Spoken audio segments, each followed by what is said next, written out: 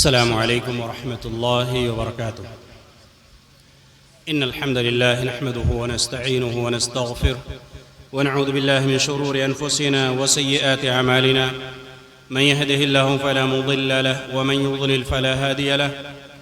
وأشهد أن لا إله إلا الله وحده لا شريك له وأشهد أن محمدًا عبده ورسوله. يا أيها الذين آمنوا اتقوا الله حق تقاته ولا تموتن إلا وأنتم مسلمون. يا أيها الناس اتقوا ربكم الذي خلقكم من نفس واحدة وخلق منها زوجها وبث منهما رجالا كثيرا ونساء واتقوا الله الذي تساءلون به والأرحام إن الله كان عليكم رقيبا. يا أيها الذين آمنوا اتقوا الله وقولوا قولا سديدا يصلح لكم أعمالكم ويغفر لكم ذنوبكم ومن يطع الله ورسوله فقد فاز فوزا عظيما. أما بعد فإن أصدق الحديث كتاب الله وخير الهدي هدي محمد صلى الله عليه وسلم وشر الأمور محدثاتها وكل محدثة بدعة وكل بدعة ضلالة وكل ضلالة في النار. فأعوذ بالله السميع العليم من الشيطان الرجيم. وإذ قال لقمان لابنه وهو يعظه يا بني لا تشرك بالله إن الشرك لظلم عظيم. صدر اجلاس معزز علماء کرام اور میرے سامنے موجود حاضرین پردہ-نشین خواتین، آج کے اس اجلاس عام کے اندر میں جس موضوع پر آپ حضرات کے سامنے کچھ باتیں عرض کرنے جا رہا ہوں وہ قرآن مجید کی سورہ لقمان کی چند آیات ہیں جن کے اندر اللہ رب العالمین نے لقمان حکیم کی وصیتوں کو، ان کی نصیحتوں کو ذکر کیا ہے. یہ بڑے حکیم تھے، متقی تھے، پرہیزگار تھے. اللہ رب العالمین نے ان کی باتوں کو سورہ لقمان کے اندر ذکر کیا ہے. جن وصیتوں اور نصیحتوں کے اندر توحید ہے، عقیدہ ہے، منہج ہے، نماز کی اہمیت ہے، امر بالمعروف نہی عن المنکر کے فریضے کو انجام دینے کی تاکید ہے، اور بھی دیگر چیزیں اللہ رب العالمین نے ان آیات کے اندر بیان فرمایا ہے جو سورہ لقمان کے اندر ذکر ہوئی ہیں. اللہ رب العالمین نے سب سے پہلے بیان فرمایا کہ وَإِذْ قَالَ لُقْمَانُ لِابْنِهِ وَهُوَ يَعِظُهُ يَا بُنَيَّ لَا تُشْرِكْ بِاللَّهِ، کہ جب لقمان حکیم نے اپنے بیٹے کو یہ وصیت اور نصیحت کرتے ہوئے کہا کہ یا بنی لا تشرک باللہ، اے میرے بیٹے، پیار سے کہا، محبت سے کہا، یا بنی، اے میرے بیٹے. جہاں ہمیں اپنی اولاد کے تئیں ان کی اصلاح کی فکر ہونی چاہیے وہیں نرم گوشہ بھی اختیار کرنا ہے. بہت زیادہ سختی جس چیز کے اندر ہوتی ہے اس چیز کی خوبصورتی ختم ہو جاتی ہے، اور جس چیز کے اندر نرمی ہوتی ہے اس کے اندر مزید نکھار پیدا ہوتا ہے. اس لیے ہم اپنے بچوں کی تربیت کے تئیں فکر مند ہوتے ہیں، کوشش بھی کرتے ہیں، ان کی اصلاح کے اسباب اور عوامل بھی اختیار کرتے ہیں، لیکن اس کے ساتھ ساتھ ضروری ہے کہ ہم نرم گوشہ اختیار کریں. جیسا کہ یہاں اللہ رب العالمین نے ان کی باتوں کو ذکر کیا، یا بنی، اے میرے بیٹے. کیا کبھی ان الفاظ کے ذریعے سے ہم اپنے بچوں کو خطاب کرتے ہیں؟ ہم اپنے بچوں سے مخاطب ہوتے ہیں، ہم اپنے بچوں سے ہم کلام ہوتے ہیں، ہم اپنے بچوں کو پیاری پیاری باتیں اس انداز میں بیان کرتے ہیں، سمجھاتے ہیں یا سمجھانے کی کوشش کرتے ہیں؟ نہیں. یا بنی لا تشرک باللہ، اے میرے بیٹے اللہ کے ساتھ شرک نہ کرنا. سب سے پہلی وصیت اور نصیحت، اے میرے بیٹے اللہ کے ساتھ شرک نہ کرنا. شرک اس سماج اور معاشرے کا سب سے بھیانک اور بڑا جرم ہے. اس سے بڑا جرم کچھ ہے بھی نہیں، کچھ ہے ہی نہیں. شرک یہ سب سے بڑا جرم ہے، سب سے بھیانک جرم ہے، سب سے بڑا گناہ ہے، مہلک بیماریوں میں سے. اسی لیے اللہ رب العالمین نے لقمان حکیم کی وصیتوں میں سب سے پہلے شرک کا ذکر کیا. اس لیے ہمیں یہ سمجھنا ہے اور سمجھ کر اپنے بچوں کو، اپنے گھر والوں کو، اپنی بیویوں کو یہ سمجھانے کی ضرورت بھی ہے کہ شرک کسے کہتے ہیں۔ جب آدمی شرک کو سمجھ لے گا تو ایمان کیا ہے، عقیدہ کیا ہے، توحید کیا ہے، وہ اچھی طریقے سے سمجھ سکتا ہے۔ یا یوں کہیں کہ اگر صحیح طریقے سے توحید العبادہ، افراد اللہ تعالی بالعبادہ، اللہ عبادت میں اللہ رب العالمین کو ایکتا اور اکیلا جاننا، اللہ کی ربوبیت میں، اللہ کے اسماء و صفات میں، الوہیت میں اللہ کو ایک جاننا، ایک ماننا، یہ توحید کہلاتا ہے، اس کو توحید کہتے ہیں۔ اور ان میں سے کسی ایک چیز میں، ایک سے زائد میں کسی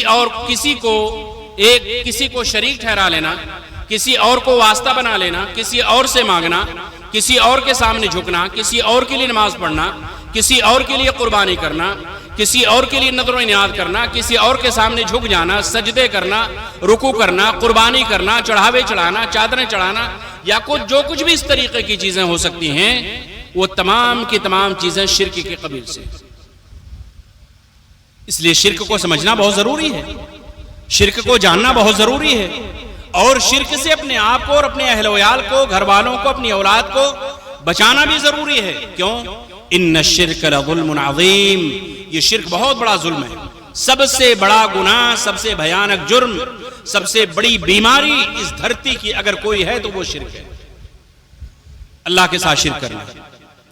آج دیکھیے مسلم سماج اور معاشرے کا آپ جائزہ لیجئے، جہاں دیگر بیماریاں ہیں، جہاں سماج کے اندر سود، حرام خوری، فراڈ، جھوٹ بولنا، تہمت، رشوت، یہ تمام چیزیں ہیں، وہیں شرک بھی مسلم سماج اور معاشرے کے اندر کوٹ کوٹ کے بھرا پڑا ہے۔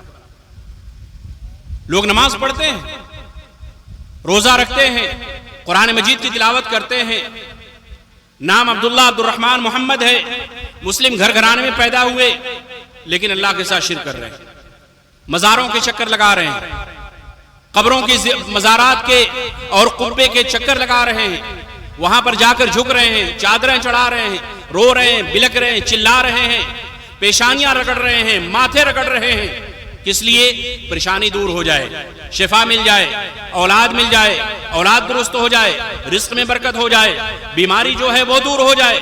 ان تمام مقاصد کے تحت وغیر اللہ کے در پر جا کر اپنی پریشانیوں کو لے کر اس کو حل کرنے کی کوشش کرتے ہیں، جبکہ آپ کو معلوم ہونا چاہیے کہ حاجت روا، مشکل کشا، اولاد دینے والا، بگڑی بنانے والا، شفا دینے والا، رزق دینے والا، سعادت مند زندگی دینے والا، ان تمام امور کا اگر کوئی ایک ذات مالک ہے تو وہ صرف اور صرف اللہ رب العالمین ہے۔ دنیا کی کسی اور جگہ سے آپ کو شفا نہیں مل سکتی، دنیا کی کسی اور جگہ سے آپ کو اولاد نہیں مل سکتی، آپ کو کوئی رزق نہیں دے سکتا، آپ کی زندگی سعادت مند نہیں ہو سکتی۔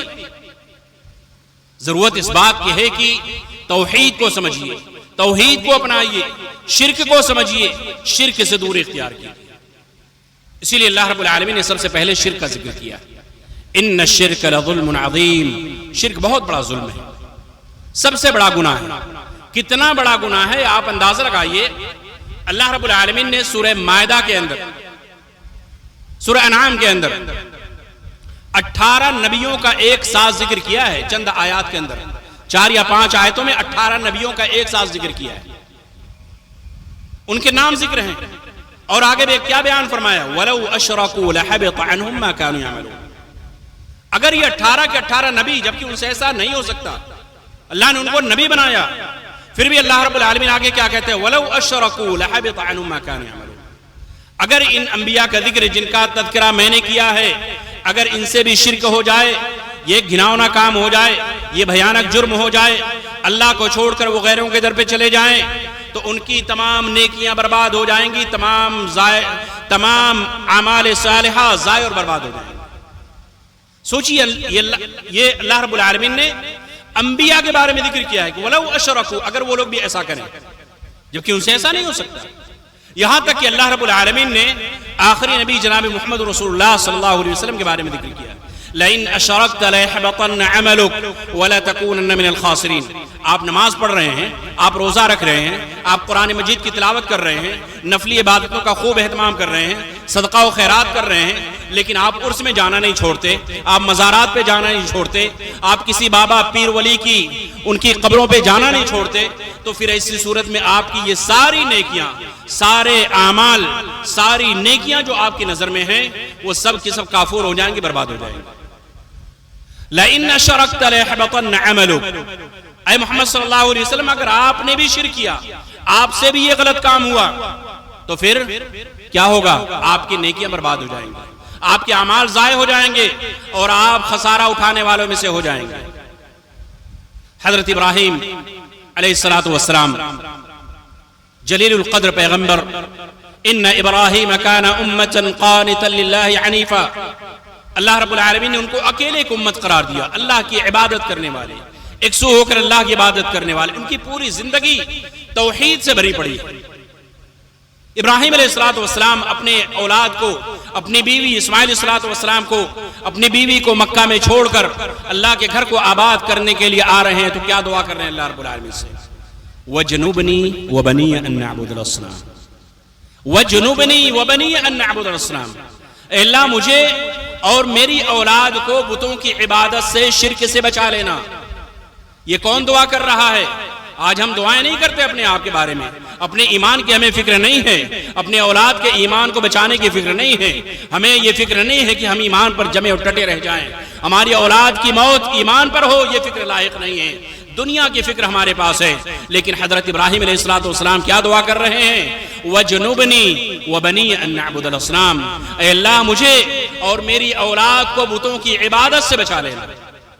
ہمیں کس قدر ضرورت ہے کہ ہم شرک کو سمجھیں، اس سے بچنے کی کوشش کریں، اپنے اولاد کے تئیں فکر مند ہوں، اپنی اولاد کو بھی بتائیں بیٹا کبھی بھی اللہ کو چھوڑ کر غیروں کے در پہ نہ جانا، کبھی بھی سجدہ اللہ کے در کو چھوڑ کر غیر اللہ کے لیے نہ کرنا، کبھی رکوع کرنا صرف اللہ کے لیے، مزارات پہ نہ جانا، قبوں اور اسی طریقے سے خانقاہوں پہ نہ جانا، وہاں اس طریقے کی چیزوں میں کبھی بھی ملوث نہ ہونا، توحید پر جمے اور ڈٹے رہنا، یہ اپنے بچوں کو سکھلانے کی ضرورت ہے۔ اپنے بچوں کو دین کا، عقیدے کا، ایمان کا درس دیجئے، شرک سے بچائیے۔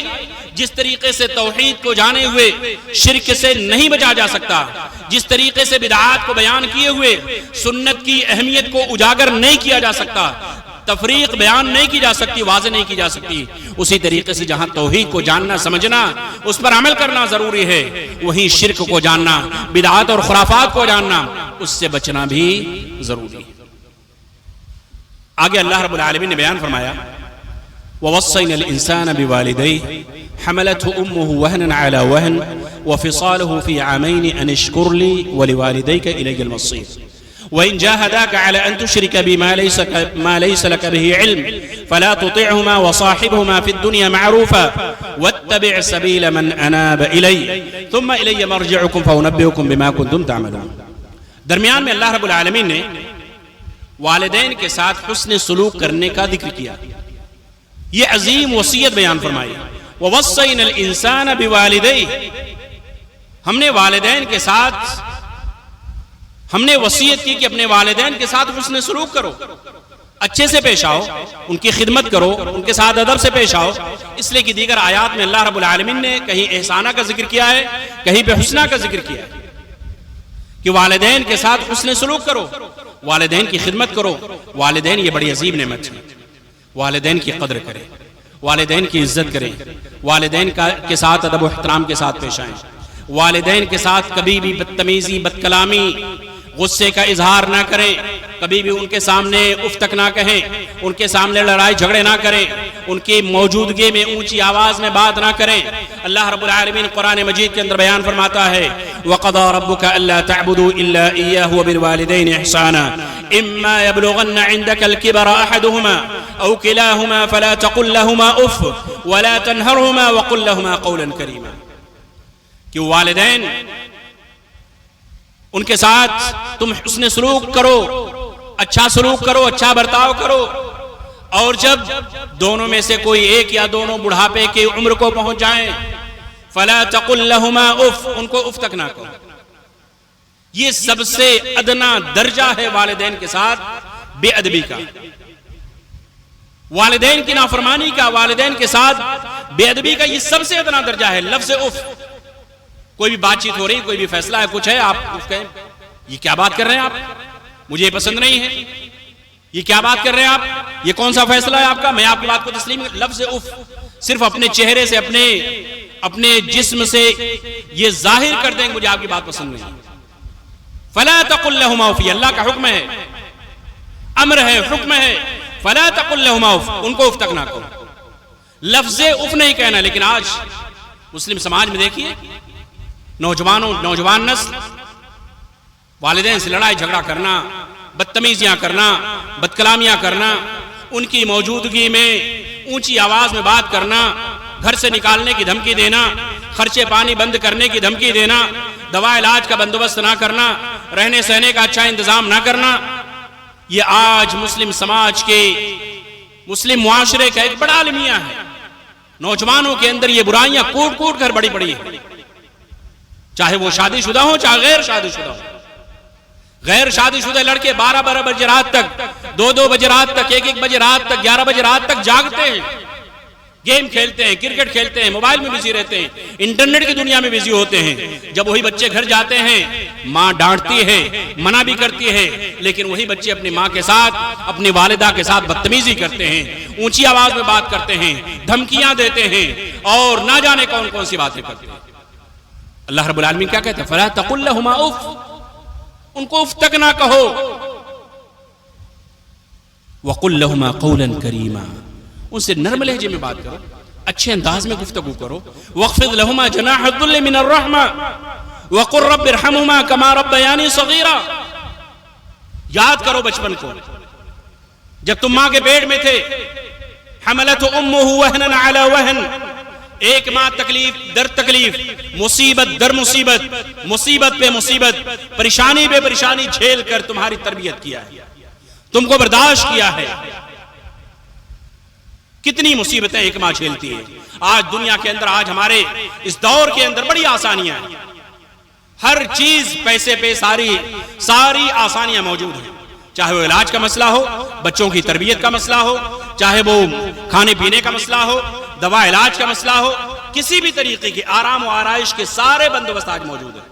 لیکن ہمارا بچپنا، آج سے 25 سال 30 سال پہلے جائیے، 40 سال پہلے جائیے، جہاں پیسوں کی فراوانی نہیں تھی، جہاں یہ آرام و آرائش کی چیزیں نہیں تھی، جہاں یہ لائٹ اور انٹرنیٹ کی چیزیں نہیں تھی، جہاں پیسے نہیں تھے، اس دور میں ایک ماں نے اپنے بچوں کی تربیت، اپنے بچوں کی نشوونما، اپنے بچوں کی دیکھ بھال کتنی پریشانی سے، کتنی مشقت سے جھیلا ہوگا، آپ انداز لگائیے۔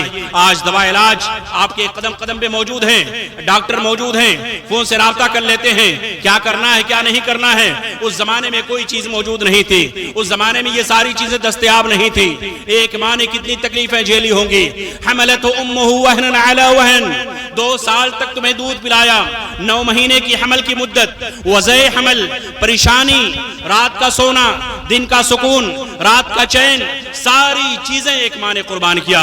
ساری چیزوں کو تمہاری خوشی کے لیے، تمہارے سکون کے لیے، تمہاری آرام و راحت کے لیے قربان کر دیا۔ لیکن جب وہی ماں ہماری خدمت کی محتاج ہے، جب وہی ماں اس عمر میں پہنچی کہ ہم اپنے ماں کی خدمت کریں، ہم اپنے والدین کی خدمت کریں، اپنے والدین کی کچھ خدمت کریں، ان کے ساتھ بیٹھ کر پیار و محبت کی باتیں کریں، ان کے کھانے پینے کا نظم کریں، ان کے ساتھ اچھے سلوک سے پیش آئیں، تو ہم ان کے ساتھ بدتمیزیاں کرتے ہیں۔ آج ہماری بیوی، جو شادی شدہ لوگ ہیں وہ دیکھیں، ہماری بیوی حمل سے ہوتی ہے، ساری چیزیں موجود ہیں، پھر بھی ہم کتنے پریشان ہوتے ہیں۔ پیدائش حمل سے رکنے تک، وضع حمل تک ڈاکٹر کی بالکل نگرانی میں ہوتی ہے۔ ہر وقت جب بھی ڈاکٹر کا علاج کرانا ہو، ڈاکٹر کے پاس جاتے ہیں، الٹرا ساؤنڈ کرواتے ہیں، یہ نہیں کرنا، وہ نہیں کرنا، یہ کرنا، وہ کرنا۔ لیکن اس زمانے میں ایک عورت، ایک ماں ساری چیزیں کرتی تھی، اور اپنے بچوں کی دیکھ بھال بھی کرتی تھی، تربیت بھی کرتی تھی، ساری پریشانیوں کو جھیل کر اپنے بچوں کی اس نے تربیت کی۔ وَاخْفِضْ لَهُمَا جَنَاحَ الذُّلِّ مِنَ الرَّحْمَةِ وَقُلْ رَبِّ ارْحَمْهُمَا كَمَا رَبَّيَانِي صَغِيرًا۔ اپنے بازو کو جھکا کر رکھو، اپنے آپ کو جھکا کر رکھو، نرم لہجے میں بات کرو، اور ہمیشہ اللہ رب العالمین سے دعا کرو۔ نمازوں کے اندر، دعاؤں کے اندر، سجدوں کے اندر یہ دعا کرو، رب ارحمہما کما ربیانی صغیرا۔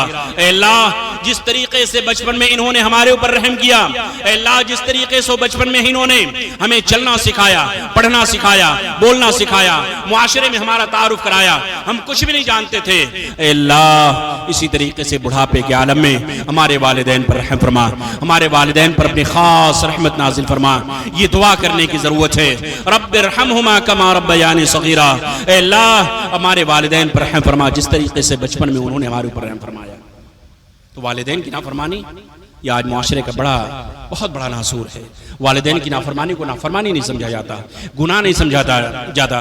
اللہ رب العالمین نے بیان فرمایا وَفِصَالُهُ فِي عَامَيْنِ أَنِ اشْكُرْ لِي وَلِوَالِدَيْكَ إِلَيَّ الْمَصِيرُ، اور 2 سال تک ایک ماں دودھ پلاتی ہے، اور پھر آگے اللہ رب العالمین بیان فرماتا ہے أَنِ اشْكُرْ لِي، میرا شکر ادا کرو، میرا شکر، اور پھر والدین کا شکر ادا کرو، إِلَيَّ الْمَصِيرُ، تم تمام کو میری ہی طرف لوٹ کر آنا ہے، میری ہی طرف پلٹ کر آنا ہے۔ سوچیے اللہ رب العالمین آگے تہدید دھمکی دے رہا ہے، یہ بیان کر رہا ہے واضح طور پہ، تم دنیا کے اندر چاہے جیسا معاملہ کر لو، چاہے جیسا برتاؤ تمہارا ہو، چاہے وہ میری عبادت کے ساتھ ہو، چاہے اسی طریقے سے والدین کے ساتھ ہو، لیکن اے لوگوں سن لو، الی المصیر، میری ہی طرف لوٹ کر آنا، میری ہی طرف لوٹ کر آؤ گے، کہاں جاؤ گے؟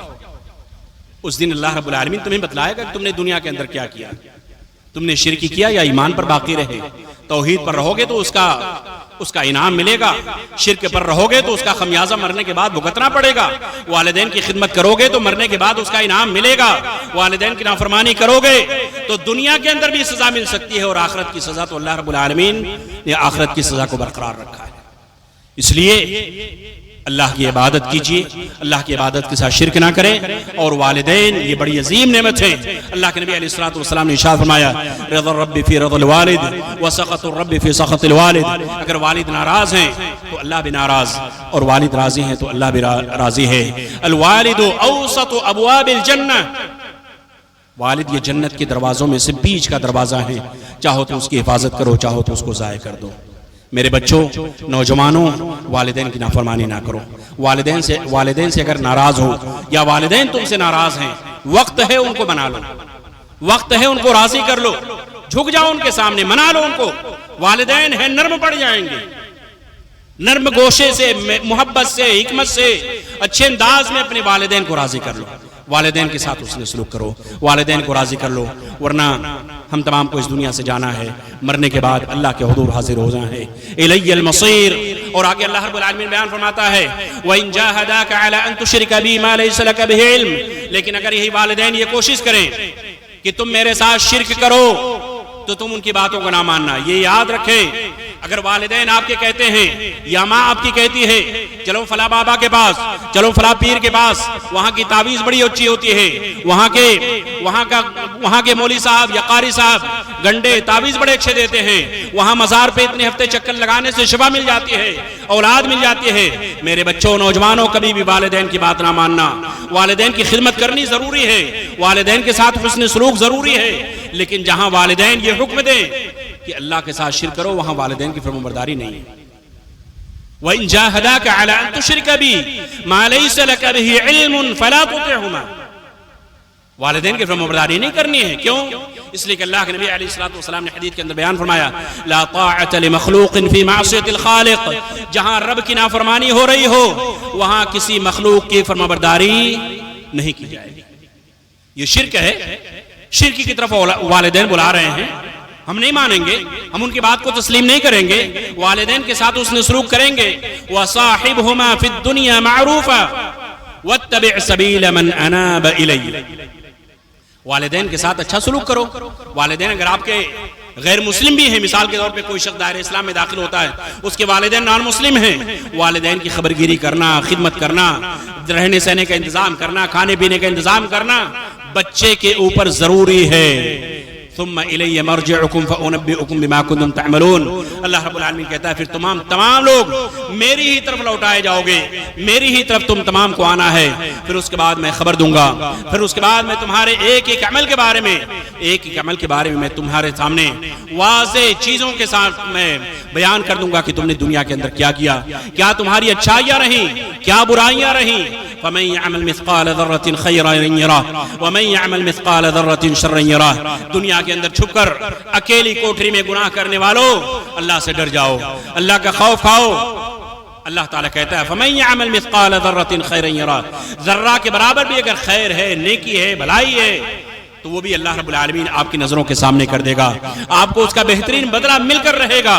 اور ذرہ کے برابر بھی اگر شر ہے، برائی ہے، گناہ ہے، معصیت ہے، نافرمانی ہے، تو بھی اللہ تعالیٰ آپ کی نظروں کے سامنے کر دے گا۔ آگے بیان فرمایا یا بنی انہا ان تک مثقال حبۃ من خردل فتکن فی صخرۃ او فی السماوات او فی الارض یأتی بها اللہ ان اللہ لطیف خبیر۔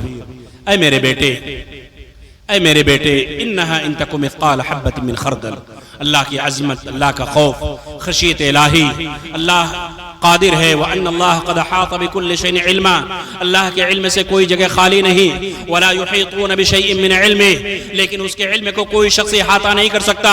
یہ اپنے بچوں کے دلوں میں بٹھانے کی ضرورت ہے۔ بچوں، یا بنی انہا ان تک مثقال حبۃ من خردل فتکن فی صخرۃ او فی السماوات او فی الارض یأتی بها اللہ، رائی کا ایک دانہ، رائی کا ایک دانہ زمین کے کسی بھی کونے میں ہو، پہاڑ کی کسی بھی اندھیری چٹان اور اندھیرے کے اندر کیوں نہ ہو، یا آسمان کی کسی بھی جگہ کے اندر، یعنی آسمان اور زمین کے اندر کہیں بھی رائی کا ایک دانہ کیوں نہ ہو، یأتی بها اللہ، اللہ رب العالمین اس کو لانے پر قادر ہے، حاضر کرنے پر قادر ہے۔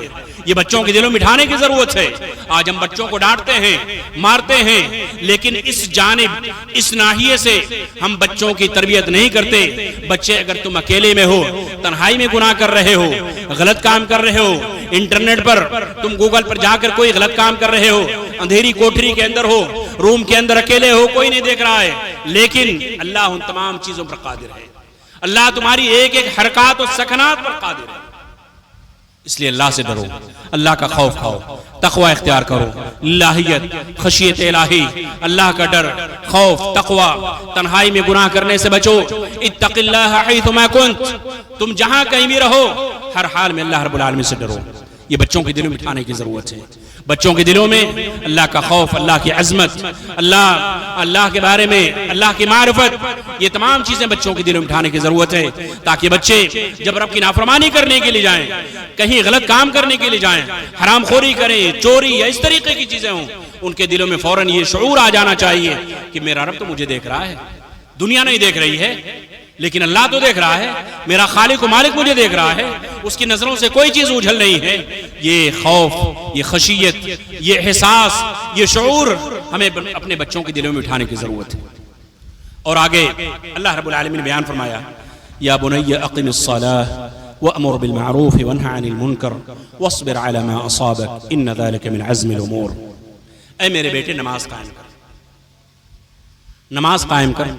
نماز یہ شہادتین کے اقرار کے بعد دوسری یا پہلی سب سے ضروری چیز ہے۔ شہادتین کے اقرار کے بعد بنی الاسلام علی خمس، شہادت اللہ الہ الا اللہ وان محمد رسول اللہ واقام الصلاة۔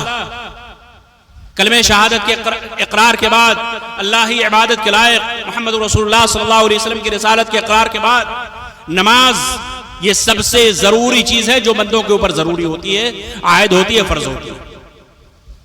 یا بنی اقم الصلاة، اے میرے بیٹے نماز قائم کر۔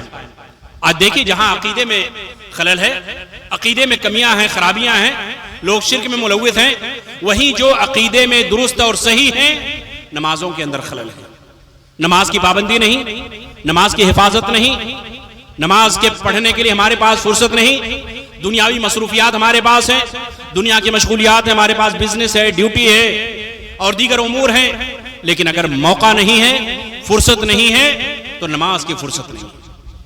یا بنی اقم الصلاة، نماز یہ ہماری پہچان ہے، نماز دین اسلام کا ایک اہم ستون ہے۔ نماز کے متعلق قیامت کے دن سب سے پہلے سوال کیا جائے گا، ان اول ما يحاسب به العبد يوم القيامة من عمله صلاته، کہ قیامت کے دن بندوں کے اعمال میں سے سب سے پہلے اللہ رب العالمین نماز کے بارے میں پوچھے گا، نماز کے بارے میں پوچھا جائے گا۔ نماز پڑھی کہ نہیں پڑھی، کتنے وقت کی پڑھی، نماز قائم کیا کہ نہیں کیا، نماز کا اہتمام کیا کہ نہیں کیا۔ ہمیں اپنے آپ کا مراجعہ اپنا محاسبہ کرنے کی ضرورت ہے.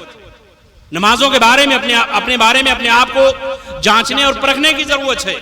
یہ نماز ہماری پہچان ہے، یہ نماز دین اسلام کا شعار ہے، یہ نماز مسلمان اور کفر اور شرک کے درمیان فرق کرنے والی ایک عظیم عبادت ہے. بین الرجل وبین الشرک والکفر ترک الصلاۃ. ایک مومن کفر اور شرک کے درمیان فرق کرنے والی جو چیز ہے وہ نماز ہے. العہد الذی بیننا وبینہم الصلاۃ فمن ترکها فقد کفر. ہمارے بیچ اور ان کے بیچ میں جو عہد ہے وہ کیا ہے؟ نماز کا چھوڑنا ہے. نماز چھوڑیں گے تو کفر کا کام کیا، اور نماز نہ چھوڑنا یہ مومن اور مسلمان کی پہچان ہے. اس لیے نماز کے عادی بن جائیے، نماز پڑھیے. ایسا نہیں کہ جب وقت ملا تو پڑھ لیے، کبھی فرصت میں ہے تو پڑھ لیے، مشغولیت نہیں ہے تو پڑھ لیے، یا کبھی ظہر کی پڑھ لی عصر میں غائب، مغرب عشاء پڑھ لیا فجر میں غائب، مغرب پڑھ لی عشاء میں غائب. نہیں، نماز پابندی سے پڑھنا ہے. اللہ کے نبی علیہ الصلوۃ والسلام نے ارشاد فرمایا: اَرَأَيْتُمْ لَوْ أَنَّ نَهْرًا بِبَابِ أَحَدِكُمْ يَغْتَسِلُ فِيهِ كُلَّ يَوْمٍ 5 مرات. تمہارے گھر کے سامنے اگر نہر جاری ہے، دن بھر میں 5 مرتبہ غسل کرو گے تو کیا تمہارے بدن کے اندر کوئی میل کچیل باقی رہ جائے گا؟ صحابہ کرام نے عرض کیا: نہیں اللہ کے نبی صلی اللہ علیہ وسلم، کوئی میل کچیل باقی نہیں رہ جائے گا. آپ صلی اللہ علیہ وسلم نے بیان فرمایا: فَذَلِكَ مَثَلُ الصَّلَوَاتِ الْخَمْسِ يَمْحُو اللَّهُ بِهِنَّ الْخَطَايَا. یہی مثال 5 وقتہ نمازوں کی ہے. اگر کوئی پابندی کے ساتھ اس کے وقت میں خشوع اور خضوع کے ساتھ اس کی حفاظت کرتا ہے، ادا کرتا ہے، تو اللہ رب العالمین اس کے تمام خطاؤں کو، تمام گناہوں کو معاف فرما دیتا ہے.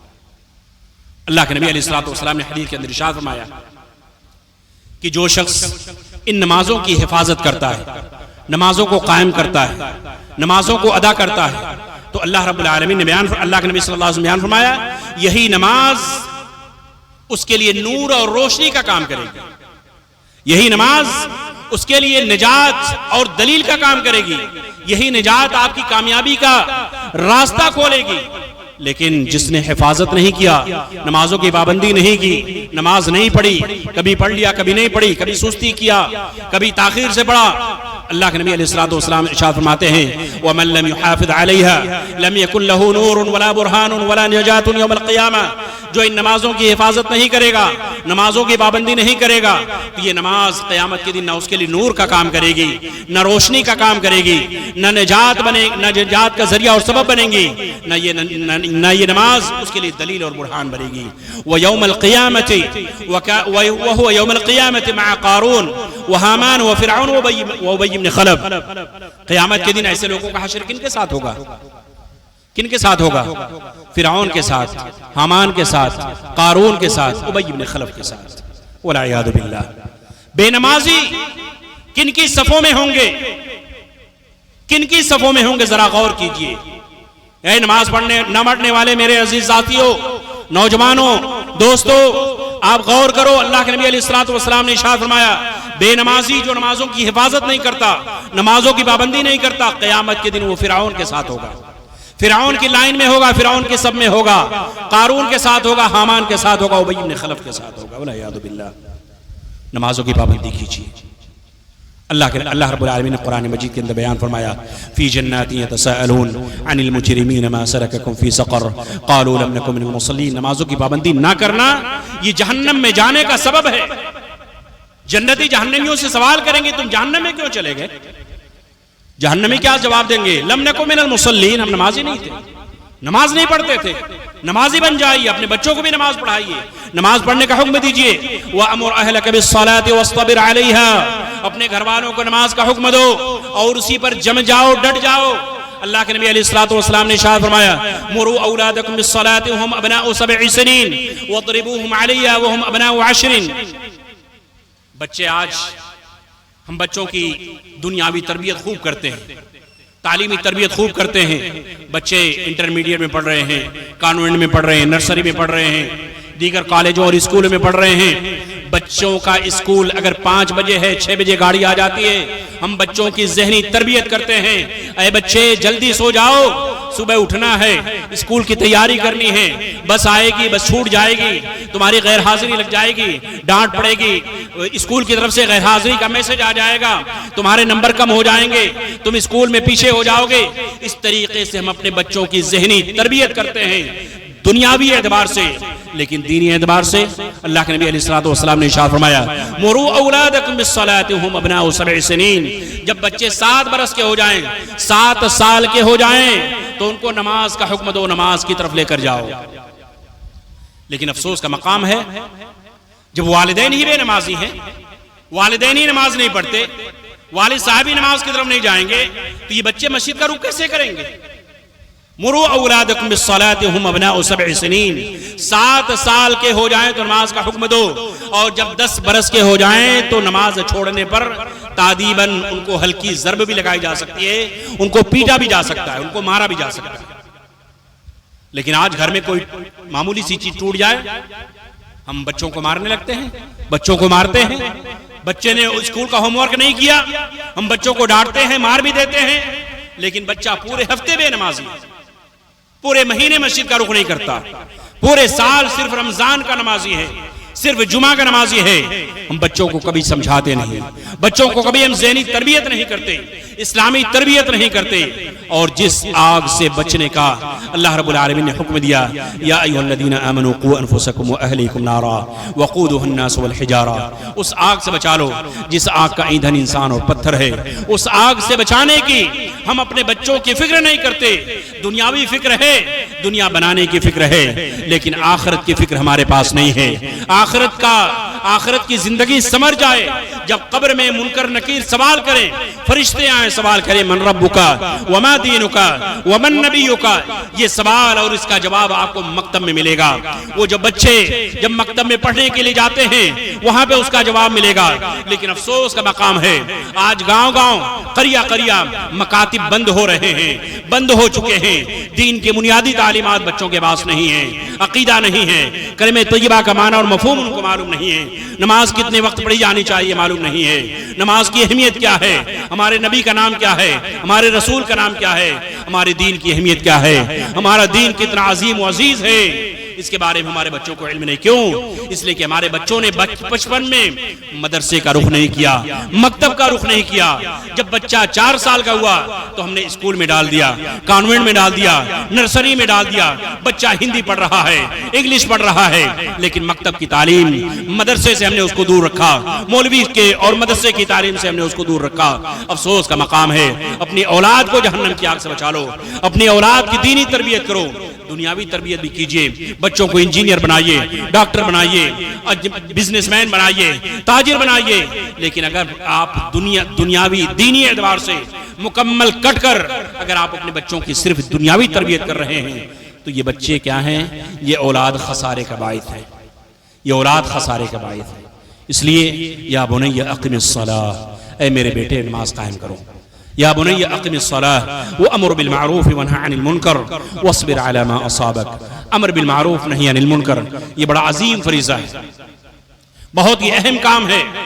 امر بالمعروف نہی عن المنکر، معروف کی طرف لوگوں کو بلانا، دعوت دینا، توحید کی طرف بلانا، نماز کی طرف بلانا، اخلاق کی دعوت دینا، اچھے معاملات کی دعوت دینا، منکرات سے روکنا، شرک سے روکنا، بدعات سے روکنا، خرافات سے روکنا، رشوت سے، سود سے، فراڈ سے، ان تمام چیزوں سے روکنا، یہ امر بالمعروف اور نہی عن المنکر کے اندر داخل ہے۔ اور آپ جس لیول پہ ہیں اس لیول پہ ہمیں اور آپ کو امر بالمعروف نہی عن المنکر کا کام کرنے کی ضرورت ہے۔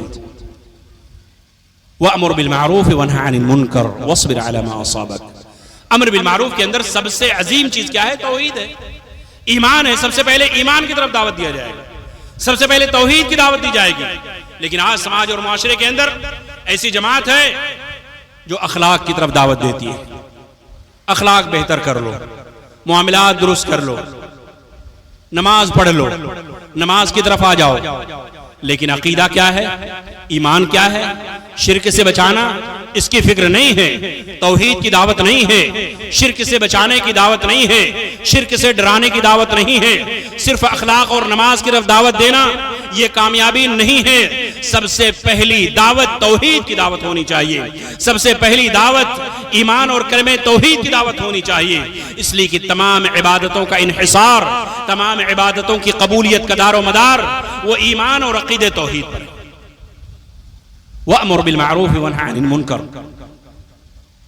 وَاصْبِرْ عَلَى مَا أَصَابَكَ۔ اور اس کام کو انجام دینے میں آپ کو صبر کی ضرورت پڑے گی.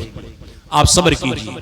آپ کو لوگوں کے جملے سہنے پڑیں گے, لوگوں کی پریشانیاں آپ کو جھیلنی پڑیں گی, لوگوں کے کٹاچ, لوگوں کی بدزبانیاں آپ کو سننی پڑیں گی. صبر کیجیے. وَاصْبِرْ عَلَى مَا أَصَابَكَ. آپ کو لوگ روکیں گے, آپ کے راستے میں کانٹے بچھائیں گے, آپ کو توحید سے روکا جائے گا, آپ کو تانا دیا جائے گا, آپ کو فلاں فلاں لقب سے ملقب کیا جائے گا. کوئی ضرورت نہیں ہے ایسی چیزوں پر دھیان دینے کی. آپ کام کیجئے اپنا. وَاصْبِرْ عَلَى مَا أَصَابَكَ. صبر کیجئے. صبر بڑی عظیم چیز ہے. جس شخص کے اندر صبر آ جائے وہ شخص, اس شخص کے اندر عزیمت ہوتی ہے, اس شخص کے اندر تقویت پیدا ہوتی ہے, وہ شخص اور مضبوط ہوتا ہے. اس لیے صبر کرنے کی ضرورت ہے. وَاصْبِرْ عَلَى مَا أَصَابَكَ. جو کچھ بھی توحید کی دعوت دینے میں, اسلام کی دعوت و تبلیغ میں, اسلام کی نشر و اشاعت میں, نماز کی طرف دعوت دینے میں, امر بالمعروف نہی عن المنکر کے فریضے کو انجام دینے میں, جو کچھ بھی پریشانیاں آپ کو جھیلنی پڑیں, آپ اس پہ صبر کیجئے. صبر بڑی عظیم نعمت ہے. إِنَّ ذَلِكَ لَمِنْ عَزْمِ الْأُمُورِ.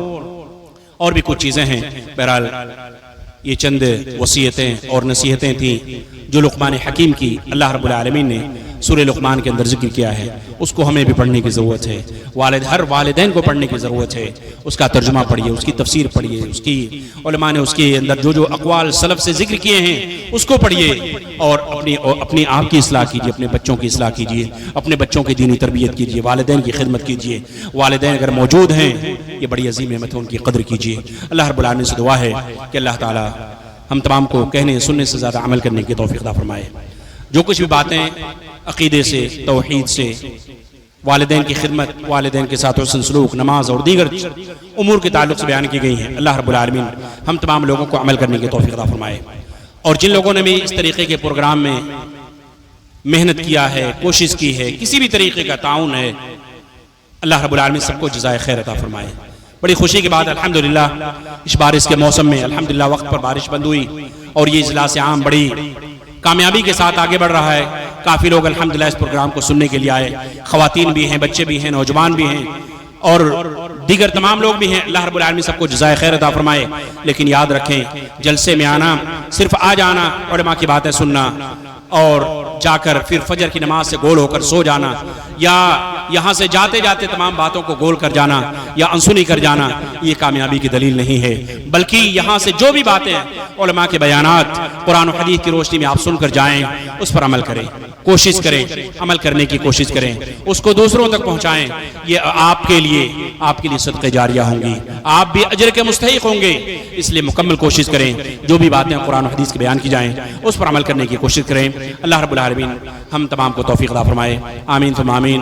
اقول ما تسمعون واستغفر الله لي ولكم ولسائر المسلمين من كل ذنب فاستغفروه وتوبوا اليه انه هو الغفور الرحيم.